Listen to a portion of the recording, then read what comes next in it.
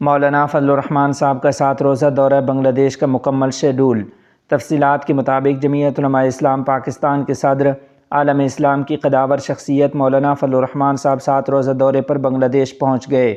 منگل 11 نومبر کو وہ امارات ایئر لائنز کی پرواز کے ذریعے شب 11:20 پر ڈھاکہ کے حضرت شاہ جلال بین الاقوامی ہوائی اڈے پر اترے، جہاں ان کا پرتپاک استقبال کیا گیا۔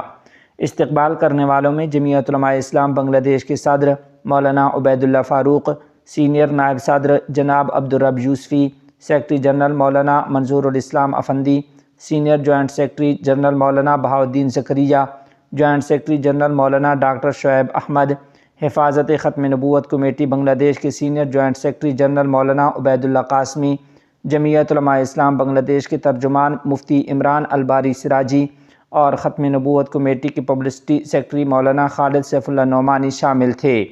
اس موقع پر حفاظ ملت فاؤنڈیشن کے چیئرمین حافظ مولانا مسرور احمد، پیر صاحب مدھوپور کے صاحبزادے مولانا ابو عمار عبداللہ، حفاظت اسلام بنگلہ دیش کے مرکزی ڈپٹی فنانس سیکرٹری اور دلو روڈ مدرسہ کے محتمم مفتی صلاح الدین اور مولانا سیف الدین یوسف فہیم سمیت متعدد سرکردہ علماء و رہنما بھی موجود تھے۔ جمعیت علماء اسلام بنگلہ دیش کے ترجمان مفتی عمران الباری سراجی کے مطابق مولانا فضل الرحمان صاحب اپنے اس 7 روزہ دورے کے دوران ملک بھر کے مختلف اہم دینی، ملی اور عوامی اجتماعات میں شرکت کریں گے۔ 13 نومبر جمعرات کو وہ دارالحکومت کے ڈپلومہ انجینئرز انسٹی ٹیوشن ہال میں منعقد ہونے والی فدائے ملت کانفرنس میں بطور مہمان خصوصی شریک ہوں گے۔ 14 نومبر جمعہ کو وہ دارالحکومت کے تاریخی و قدیم تعلیمی ادارے آذاباد مدرسہ کی جامع مسجد میں جمعہ کی امامت فرمائیں گے۔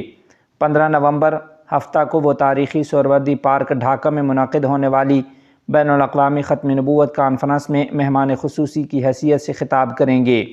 16 نومبر اتوار کو وہ منشی گنج سراج دی خان کے مدھوپور مدرسہ کے پروگرام میں شریک ہوں گے۔ 17 نومبر پیر کو وہ سلٹ میدان میں ہونے والے عظیم الشان اجتماع میں بطور مہمان خصوصی شرکت کریں گے۔ 18 نومبر منگل کو وہ دارالحکومت ڈھاکہ کے Bangladesh China friendship convention centre harmony auditorium میں جمعیت علماء اسلام بنگلہ دیش کی جانب سے منعقدہ سودی سیمینار میں کلیدی خطاب کریں گے۔